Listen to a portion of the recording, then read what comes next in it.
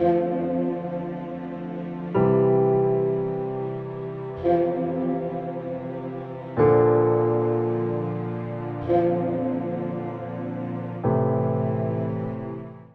مقدس میں سے ہمارے لیے آج کی تلاوت رسولوں کے مال اس کا 22واں باب اس کی 3 سے 16 آیت تک۔ پس اس نے کہا، میں ایک یہودی مرد ہوں اور کلیکیا کے شہر ترسوس میں پیدا ہوا، لیکن اس شہر میں پرورش پائی، اور جملییل کے قدموں میں ابائی شریعت کی خاص پابندی میں میری تربیت ہوئی، اور میں خدا کا ایسا غیرت مند ٹھہرا جیسے تم سب آج کے دن ہو۔ میں نے مرد و زن کو باندھ باندھ کر اور قید خانہ میں ڈال ڈال کر اس طریق کے مقتلین کو یہاں تک ستایا کہ قتل بھی کروایا۔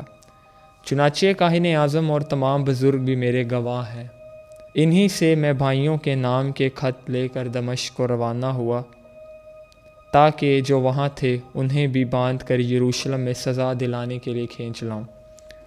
لیکن جب میں سفر کرتے کرتے دمشق کے نزدیک پہنچا تو یوں ہوا کہ نصف النہار کے قریب یکا یک ایک بڑا نور آسمان سے میرے گردا گرد آ چمکا۔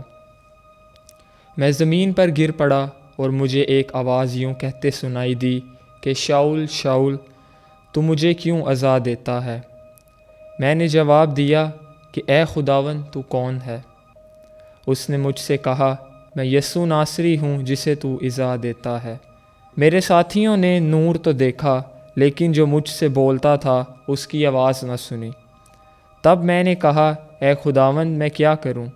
خداوند نے مجھ سے کہا، اٹھ اور دمشق میں جا، وہاں سب کچھ جو تجھے کرنا ہوگا تجھے بتایا جائے گا۔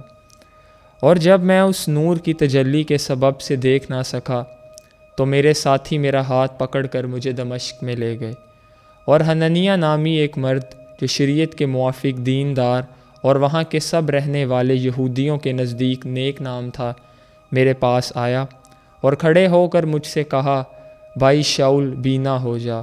اور اسی گھڑی میں نے بینا ہو کر اسے دیکھا، اور اس نے کہا کہ ہمارے باپ دادا کے خدا نے تجھے اس لیے مقرر کیا ہے کہ تو اس کی مرضی جانے اور اس عادل کو دیکھے اور اس کے منہ کی آواز سنے، کیونکہ تو اس کے حق میں سب آدمیوں کے آگے ان باتوں کا گواہ ہوگا جو تو نے دیکھی اور سنی ہیں۔